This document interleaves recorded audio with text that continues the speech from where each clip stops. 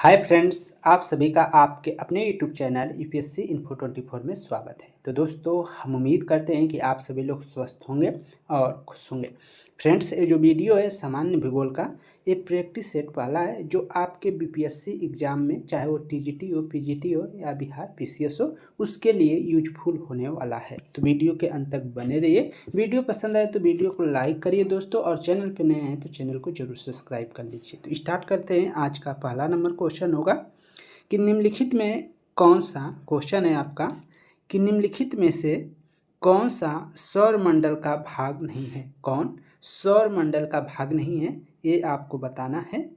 क्षुद्र ग्रह, धूमकेतु, ग्रह या निहारिका, कौन सा आपका सौरमंडल का भाग नहीं है। तो ऑप्शन आपका क्या हो जाएगा? डी सही हो जाएगा, निहारिका। निहारिका आपका सही आंसर हो जाएगा। सौरमंडल का भाग निहारिका नहीं है, ऑप्शन डी आपका सही हो जाएगा। मतलब ये भाग नहीं है। क्षुद्र ग्रह, धूमकेतु और ग्रह जो हैं वो सौरमंडल के भाग हैं। ये क्या है? सौरमंडल के भाग हैं, तो इसको याद रखिएगा। निहारिका आपका सौरमंडल का भाग नहीं है। हम व्याख्या को थोड़ा सा देख लेते हैं। तो सौरमंडल का जो निर्माण है लगभग 4.6 बिलियन वर्ष पूर्व हुआ है। जो सौरमंडल है हमारा, उसका जो निर्माण हुआ है लगभग क्या है? 4.6 बिलियन जो है बिलियन वर्ष पूर्व हुआ है। सौरमंडल जो है, सौरमंडल में सूर्य है। सूर्य एक क्या है? तारा है, ये भी पूछा जाता है। सौरमंडल में सूर्य और ऐसे खगोलीय पिंड सम्मिलित होते हैं जो गुरुत्वाकर्षण बल द्वारा उससे जुड़े रहते हैं। इनमें ग्रह, बौने ग्रह, प्राकृतिक उपग्रह, क्षुद्र ग्रह और उल्काएं, धूमकेतु और खगोलीय धूल आदि शामिल है। तो सौरमंडल में जो शामिल है वो कौन कौन है? ग्रह कह सकते हैं, बौने ग्रह कर सकते हैं, उपग्रह जो है, प्राकृतिक उपग्रह हैं वो है, क्षुद्र ग्रह हैं उनको कह सकते हैं, उल्काएं हैं, और धूमकेतु और खगोलीय जो धूल है वो सब सौरमंडल में शामिल हैं। जबकि आपकी जो निहारिका है वो सौरमंडल का क्या है? भाग नहीं है। तो याद करने वाला तथ्य था। आगे देखते हैं। क्वेश्चन नंबर 2 आपका है और बीपीएससी में पूछा गया क्वेश्चन है। वैज्ञानिक जिन्होंने सर्वप्रथम खोज की कि पृथ्वी सूर्य के चारों ओर घूमती है, वो कौन थे? ये आपको बताना है कि वह वैज्ञानिक कौन है जिन्होंने सर्वप्रथम खोज की कि पृथ्वी सूर्य के चारों ओर घूमती है। पृथ्वी सूर्य के चारों ओर घूमती है, ये किसने किया है? तो ये बताना है आपको। ये खोज पहले किसने किया? न्यूटन ने, डाल्टन ने, कापरनिकस ने, आइंस्टीन ने। तो आंसर आपका क्या हो जाएगा? सी सही हो जाएगा दोस्तों, कापरनिकस। जो कापरनिकस हैं उन्होंने सर्वप्रथम यह खोज की थी कि जो पृथ्वी है वो सूर्य के चारों ओर घूमती है, सूर्य का चक्कर लगाती है पृथ्वी। इसकी खोज किसने की थी? तो इसकी खोज किए थे आपके कापरनिकस। तो कापरनिकस आपका आंसर हो जाएगा। व्याख्या देखते हैं। 1514 ईस्वी में एक हस्तलिखित जो पुस्तक है उसका नाम है लिटिल कमेंट्री। लिटिल कमेंट्री जो है एक पुस्तक है जिसमें कापरनिकस ने उस सिद्धांत का प्रतिपादन किया था जिसमें कहा गया था कि सूर्य ब्रह्मांड के केंद्र में है। सूर्य क्या है? ब्रह्मांड के केंद्र में है तथा पृथ्वी उसकी परिक्रमा करती है। उल्लेखनीय है कि 6ठी शताब्दी ईस्वी के प्रसिद्ध भारतीय जो खगोलविद हैं, बराहमिहिर ने इसे लगभग 1000 वर्ष पूर्व ही बता दिया था कि चंद्रमा पृथ्वी का चक्कर लगाता है और पृथ्वी सूर्य का परिक्रमा करती है। ये कौन बताया था? तो ये बात 1000 वर्ष पूर्व ही बराहमिहिर जो थे, भारत के खगोलविद थे, उन्होंने बता दिया था कि जो चंद्रमा है वो पृथ्वी का चक्कर लगाती है और पृथ्वी जो है सूर्य का परिक्रमा करता है। ये बात बता दिए थे। आगे चलते हैं। 3 नंबर क्वेश्चन है और पीसीएस में पूछा गया क्वेश्चन है।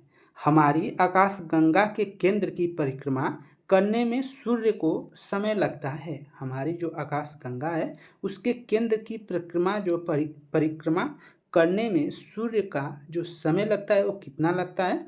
5 करोड़ वर्ष, 10 करोड़ वर्ष, 20 करोड़ वर्ष या 25 करोड़ वर्ष। तो आंसर जाएगा आपका डी के साथ जाता है दोस्तों 25 करोड़ वर्ष। ऑप्शन डी आपका सही हो जाएगा कि हमारे जो आकाश गंगा है वो केंद्र की परिक्रमा करने में सूर्य को समय, हमारी आकाश गंगा के केंद्र की परिक्रमा करने में सूर्य को जो समय लगता है वो 25 करोड़ वर्ष लगता है। इसको याद रखिएगा।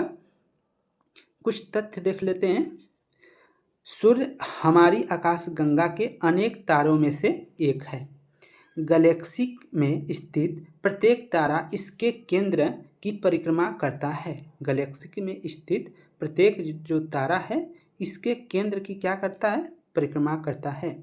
केंद्र के निकट के तारों को केंद्र से दूर के तारों की अपेक्षा परिक्रमा करने में क्या है? कम समय लगता है। जो निकट रहेगा वो जल्दी परिक्रमा कर लेगा और जो दूर रहेगा उसको थोड़ा ज़्यादा समय लगेगा। सूर्य गैलेक्सी के केंद्र से अपेक्षाकृत क्या है? दूर है। जो गैलेक्टिक केंद्र से लगभग 25.896 हजार प्रकाश वर्ष की दूरी तथा 828,000 किलोमीटर प्रति घंटा की गति के कारण सूर्य को परिक्रमा करने में लगभग 22.5 से 25 करोड़ वर्ष लगते हैं। लगभग क्या है? 22.5 से लेकर 25 करोड़ वर्ष लगते हैं। परिक्रमा की यह अवधि क्या है? प्रकाश वर्ष कहलाती है। परिक्रमा की जो यह अवधि है वो ब्रह्मांड वर्ष कहलाती है, जिसे कॉस्मिक ईयर भी कहते हैं। कॉस्मिक ईयर कहते हैं ब्रह्मांड वर्ष को। आगे देखते हैं। 4 नंबर क्वेश्चन है आपका, हमारे अंतरिक्ष में कितने तारामंडल हैं? हमारे अंतरिक्ष में कितने तारामंडल है? 87, 88, 89 या 90। तो आंसर आपका क्या हो जाएगा? बी सही हो जाएगा दोस्तों। 88 हैं। हमारे अंतरिक्ष में कितने तारामंडल हैं? तो 88 आपका आंसर हो जाएगा। व्याख्या देखते हैं। International astronomical union, international astronomical union ये किसका फुल फॉर्म है? तो IAU का फुल फॉर्म है। तो आकाश में कुल 88 तारामंडल हैं, जिसमें से अधिकांश को दक्षिण गोलार्ध में ही देखा गया है। यहाँ से 2-3 क्वेश्चन है। IAU का फुल फॉर्म तो इंटरनेशनल एस्ट्रोनॉमिकल यूनियन है। उसके अनुसार आकाश में कुल 88 तारामंडल हैं, जिसमें से अधिकांश जो हैं वो जो दक्षिण गोलार्ध हैं उसी में देखे जा सकते हैं। आगे चलते हैं। 5 नंबर क्वेश्चन है। क्वेश्चन आपका है, जिस तारामंडल के तारे ध्रुव तारे की ओर संकेत करते हैं वह है। जिस तारामंडल के तारे ध्रुव तारे की ओर संकेत करते हैं वह है कौन सा तारा? सप्तऋषि, मृग, वृश्चिक या वृष।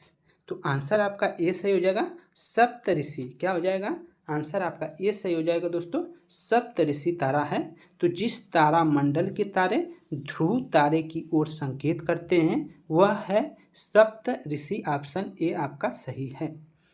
व्याख्या है, ध्रुव तारा का संकेत सप्तऋषि तारामंडल से प्राप्त होता है। ध्रुव तारा का संकेत सप्तऋषि तारामंडल से प्राप्त होता है। 6 नंबर क्वेश्चन है आपका, BPSC में पूछा गया है, ग्रह जिसका कोई उपग्रह नहीं है वह है। इसमें से आपको बताना है कि कौन सा ऐसा ग्रह है जिसका कोई उपग्रह नहीं है। ऑप्शन ए है मंगल, बुध, नेपच्यून, प्लूटो। तो आंसर आपका क्या हो जाएगा? बुध हो जाएगा। बुध का कोई भी उपग्रह नहीं है। बुध के अलावा एक और कौन सा ग्रह है दोस्तों जिसका कोई उपग्रह नहीं है? कमेंट में बताइए अगर आप जानते हैं तो इसका आंसर। व्याख्या देखते हैं। सौरमंडल में केवल 2 ग्रह हैं, जैसे बुध और शुक्र, जिसका कोई उपग्रह नहीं है। सौरमंडल में 2 ग्रह हैं जो बुध और शुक्र हैं, जिसके कोई भी उपग्रह नहीं है। मंगल के 2 तथा नेपच्यून के 14 ज्ञात क्या हैं? उपग्रह हैं, जिनमें ट्रिटोन एवं मेरिट प्रमुख हैं। 2006 में इंटरनेशनल एस्ट्रोनॉमिकल यूनियन, जिसको अभी हमने बताया था कि इसको क्या कह सकते हैं? IAU कह सकते हैं। इसका फुल फॉर्म हो जाएगा इंटरनेशनल एस्ट्रोनॉमिकल यूनियन। में प्रयाग सम्मेलन में प्लूटो को क्या है, ग्रह की श्रेणी से क्या कर दिया गया था, बाहर कर दिया गया था। तो कब ग्रह की श्रेणी से प्लूटो को बाहर किया गया था, तो 2006 में, इसको याद रखिएगा। आगे देखते हैं 7 नंबर क्वेश्चन है आपका कि सौरमंडल का सर्वाधिक गर्म ग्रह है। सौरमंडल का सर्वाधिक गर्म ग्रह कौन है, बुध है, शुक्र है, मंगल है या पृथ्वी है। तो आंसर आपका जाएगा बी के साथ, कौन सा है, शुक्र है। कौन सा, शुक्र ग्रह जो है सौरमंडल का सबसे गर्म ग्रह है। ऑप्शन बी आप सही कर लेंगे। व्याख्या देखिए, सौरमंडल का सर्वाधिक गर्म ग्रह जो है शुक्र है, जिसका माध्यम तापमान लगभग, जिसे माध्य तापमान लगभग क्या है, 464 सेल्सियस है। जिसका तापमान क्या है, सामान्य तापमान 464 सेल्सियस है। सौरमंडल का सर्वाधिक गर्म ग्रह शुक्र है, जिसका माध्य तापमान क्या है, औसत तापमान जो है वो 464 सेल्सियस है। इसको याद रखिएगा। आगे देखते हैं 8 नंबर क्वेश्चन है, आसान है। इवनिंग स्टार किस ग्रह को कहते हैं। इवनिंग स्टार, शाम को तारा, शाम का तारा किस ग्रह को कहते हैं, मंगल को, बृहस्पति को, शुक्र को या शनि को। तो आंसर आपका सी हो जाएगा दोस्तों।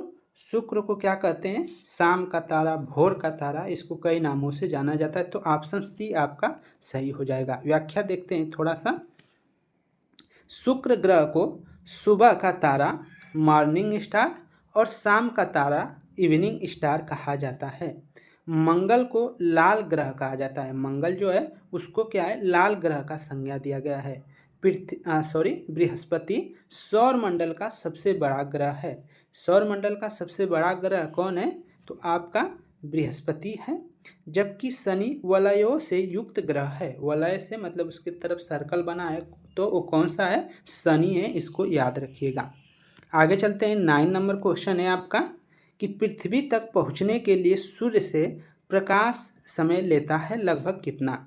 पृथ्वी तक पहुंचने के लिए सूर्य से चला प्रकाश समय लेता है लगभग कितना लेता है, 8 सेकेंड, 1 मिनट, 8 मिनट या 24 सेकेंड। तो लगभग कितना लेता है, 8 मिनट लेता है। कितना लेता है, लगभग में 8 मिनट से थोड़ा सा ज़्यादा, 8 मिनट आप कह सकते हैं। तो ऑप्शन सी आपका सही हो जाएगा।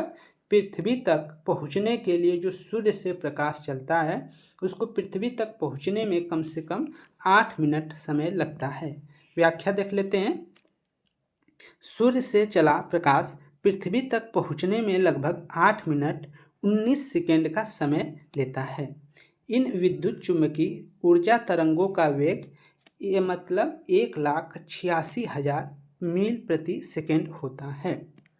आगे चलते हैं 10 नंबर क्वेश्चन है, बीपीएससी में पूछा गया है। सूर्य को पृथ्वी की परिक्रमा करने में लगते हैं, सूर्य जो है उसको पृथ्वी को सूर्य की परिक्रमा करने में लगते हैं लगभग कितने दिन लगते हैं। तो 365 सभी को याद है। तो 365 यहाँ दिया है, 365 फिर 365.25 दिन दिया है, 365.50 दिया है। तो इस तरह ऑप्शन आपका बी सही हो जाएगा दोस्तों। 365.25 दिन लगते हैं। तो पृथ्वी को सूर्य की परिक्रमा करने में लगभग 365.25 दिन लगते हैं। तो ऑप्शन बी आपका सही है। व्याख्या देख लीजिए।